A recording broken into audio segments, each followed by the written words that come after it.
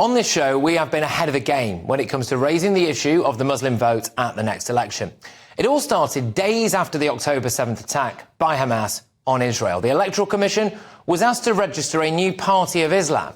This was rejected. Then I highlighted protests outside the office of Roshanara Ali in Bethnal Green after she refused to back a ceasefire. Why are you here? Shame on you! Shame on you! Shame on you! You're killing babies.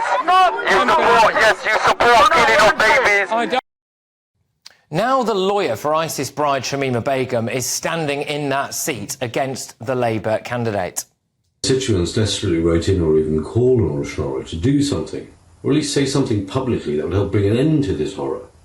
You needed your MP to speak on your behalf. You needed to be heard. You were, however, met with silence. Polling has now shown that Muslim voters are turning away from Labour, and they're losing the support of hundreds of local councillors as well. The latest figures show Labour are down 26% with the Muslim vote. Keir Starmer polls at -11 with Muslims overall. That's -18 in the northwest. But with no official party of Islam to turn to, where do these voters go? Well, GBNews can reveal that there is a coordinated attempt to unify and mobilise British Muslims at the next election. A website has been created called themuslimvote.co.uk. Its stated goal is this: to put Muslim issues at the forefront. They say, "We will no longer tolerate being taken for granted. We are a powerful, united force of 4 million acting in unison. We're focused on seats where the Muslim vote can influence the outcome. We are here for the long term. In 2024, we will lay the foundation for our community's political future." They've compiled a list of MPs who voted against or abstained from votes on a ceasefire. Now, as you can see, they include the number of Muslim voters in that seat and the percentage of Muslims in the electorate. These include several Labour big hitters. Wes Streeting, Shadow Health, widely tipped as a future leader. David Lammy, of course. Jonathan Ashworth as well, Shadow Paymaster General. Now, let's take the example of Labour's Shabana Mahmood. She is the Shadow Secretary of State for Justice of the United Kingdom.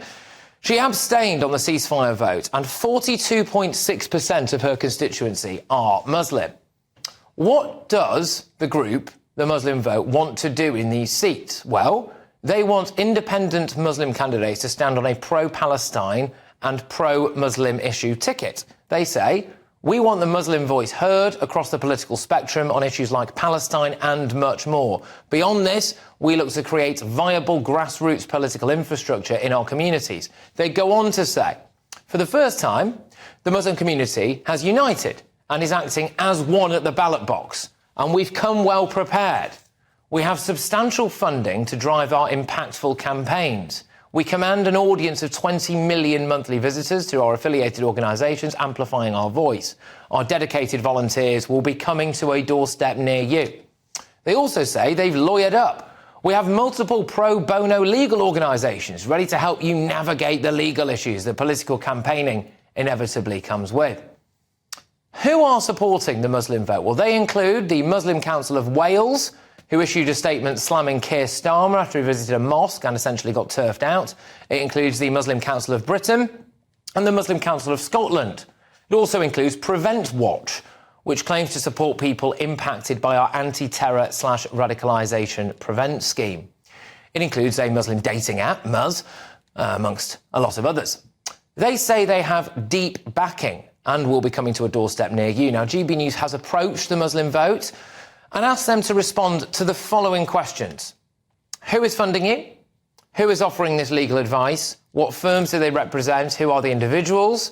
What do you mean by Muslim issues at the forefront? So what are Muslim issues? And would they still stand candidates against Labour politicians who actually voted for a ceasefire? The impact of the Muslim vote at the next general election should not be underestimated. With financial resources, corporate backing, legal support and the endorsement, crucially, from the overarching Islamic bodies for England, Wales and Scotland, which have a massive influence at mosques and in Muslim communities everywhere, this is a huge issue, especially in Labour seats. And it is likely, I think anyway, that we will have several MPs returned at the next general election who are entirely focused on these so-called Muslim issues. Well, let's just play the tape forward as our demographics change in Britain. Where do you think that ends? Well, to delve into this a little bit deeper now, I am joined by the political correspondent at The Guardian, who's actually been at the forefront of some of that polling data that I showed you a little bit earlier on. It is Aletha Adu. Aletha, thank you very, very much. It's great to have you on the show. Can I just ask, how important is this going to be for Labour, do you think? Well, Starmer's got a huge problem on his hands because he's stuck currently in between a rock and a hard place. He's still very much traumatised by the scandal of anti-Semitism that rocked the party just before he became Labour leader. And as he keeps repeating, this is a changed Labour Party.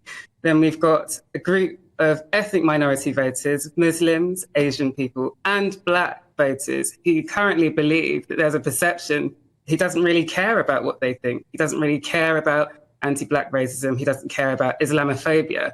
This has been a problem for at least 2 years. We've had the likes of Martin Ford, a senior barrister who's came on and sort of investigated party culture for Keir Starmer and has said this is big.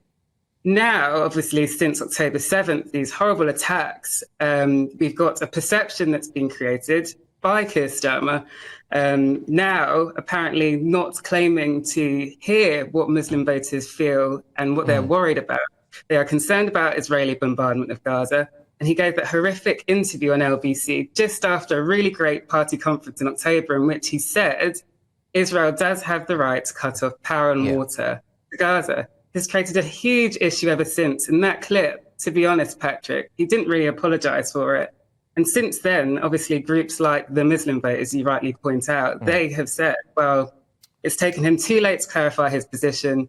Our community is furious. We now feel definitely taken for granted. We've had issues of Islamophobia within the party for years. And now this, like, we definitely can't back him. And obviously, the polling that you've shown, obviously, we've seen a huge drop so far. And they only surveyed about 600 Muslims. We're in a country of 3 million Muslim voters. So obviously, you know, we don't know the huge scale. Well, that ties me on to my next question, Aletha, if you don't mind, and just quite quickly on this, which is that how big an influence going forward in British politics do you think groups like the Muslim vote are going to have? Well, it's going to be huge because Labour's, you know, really far ahead in the polls at the moment. And of course, even if the Muslim community were to really mobilise and start voting for all of these independent candidates in areas like Rochdale, there's a huge by-election coming up. The point is they're going to create a sort of gap in areas that Labour should be taking from the Conservatives in areas like Bury, also Peterborough. And now it's going to be sort of narrowing their poll lead in that sort of area. And that's a big problem, just in case, let's say, the Tories manage to convince a few people that, hey, you know, another few years of us, we might be able to change things for you. The poll is showing that people are now seeing Gaza as a huge issue and something that they're willing to vote on. So it's not just domestic issues like the cost of living crisis, the economy, the NHS, but the issue in Gaza and Israel is something that they really care about. And until Starmer really clarifies his position, and I guess many people are like, there's, you know, it's too late already. We've made our minds up. He's in a really tricky position. He's in a tricky spot. And watch this space, I suppose, is the upshot. Now, Aletha, thank you very much. Great to have you on the show. I hope to chat to you again very soon. There's Guardian's political correspondent, Aletha. I do that. Now, I just want to get the thoughts of my panel. Here we go. So, I've got GBNews presenter and superstar Nana Akua. I've got Conservative MP Jonathan Gullis and the ever outspoken author and broadcaster Amy Nicole-Turner. Look, Jonathan, I'll start with you as the serving MP on the panel. How concerned are you by the Muslim vote? Well, it's massively influential. In a place like Stoke-on-Trent North, I think over about 10% of my population are Pakistani Kashmiri. They're going to have a huge say at the next election. With a majority like mine of 6,200, they're going to therefore have a very influential outcome on the next election. And let's be quite frank, all eyes are on Rochdale. Can the Muslim community all come together? Will they vote en masse to go back George Galloway and therefore send a clear message to the Labour Party? And I think if that does happen, there will be panic riddled amongst Labour MPs and give, to be perfectly frank, in particular the Red Wall, some Tory MPs, some hope as well. Yeah, look, Nana, I suppose to take it to its natural conclusion, do you think people would be worried that this is the first step on a road to some kind of Sharia in Britain if we end up with a mass mobilised Muslim force here? Well, I think that is, if you don't, you've got to take this seriously. In my view, OK, so the polling, I look at it, I think 682 people. That actually isn't that many. I think she made a very good point that aren't that many people. However, my worry is that we are heading towards a situation where you have certain pockets around this country that will end up with a larger majority of people who are Muslim, and then you end up with the culture changing within this country. And I think that's a serious problem, because I want to live in a Christian country, and if that happens too much, then we are looking at a shift in focus. But I would actually rather that Keir Starmer won the Muslim vote, because I don't want to have independent Muslim candidates, because I'm worried that actually that could end up with a situation where you have lots of Muslim candidates who are in charge of lots of different constituencies, and then where I think it's important as well just to emphasise who some of these candidates may well be. I mean, the lawyer for ISIS bride Shamima Begum, for example, standing in Bethnal Green and could well win. Amy, what do you think? Muslim issues, what are they? We've gone to the Muslim vote to talk about this. I mean, what are they? What do they mean? Well, first of all, I think we need to stop placing blame on lawyers for doing their job, which they don't have a choice in because of the cab rank rule in this country. You know that. So we need. He did not have to say that. We need to stop but saying. let's not deviate. Okay. Let's not deviate. Okay, look, okay. I really don't like what Nana said, because I want to look at the concerns of why people don't want to vote for Labour and why Labour have switched Muslim voters off. And it's nothing to do with Sharia law or anything like that. It's literally to do with the resistance to what is going on in Gaza. Obviously, they have a closer affiliation to that because probably have Arab heritage, and so can see it a little bit more closely. And if you look at the two politicians which stand out in understanding this issue, which is Humza Yousaf and Layla Moran, they have family in the areas and they can be more personally in tune with what's happening. About what I said, just because I'd rather be in a Christian because country. You insinuated that there's some sort of Muslim takeover of this country. No. Because people have a problem. The thing that happened with Keir Starmer was when he was asked at the first, just after October the 7th, and he said he stood by the collective punishment of the people of Gaza with the cutting off of the electricity and the cutting off of the water. That's when things got muddled for the Labour Party. All people want is for the Labour Party to be very clear, like the Scottish Labour leader, and call for a ceasefire. It's that simple. I don't quite think it's like that at all. My view is that, I want to live in a Christian country. Yeah. I don't want it to... But you don't live in a Christian country. You're not listening to They've also said it's not just about Gaza. They've said it's about Muslim issues in general, and we can't really get too much clarity about what that is. I mean, are you fearful, Jonathan, of one religious sect having too much influence in our Houses of Parliament? Look, I like a separation of church and state, and that's why I've always been a vocal supporter for kicking the bishops, now needed more than ever, out of the House of Lords, because we don't need the bishops sat in the House of Lords. We don't need any faith leaders sitting in the House of Lords. They have no reason to be there. They're meant to be focusing on trying to spread the word of God in Justin Welby's case, although sadly he spends more time trying to be God than actually spread the word of God directly. So for me, I would rather talk, and I do talk to my Muslim population, about regenerating our local area, investing in our local parks, improving our local schools. The things maybe second or third generation migrants have actually been saying to me, those are the issues that matter to them, and that's how I'm spending my time, my energy. But believe me, my Labour opponent has only been absent from one full council meeting since May 2022,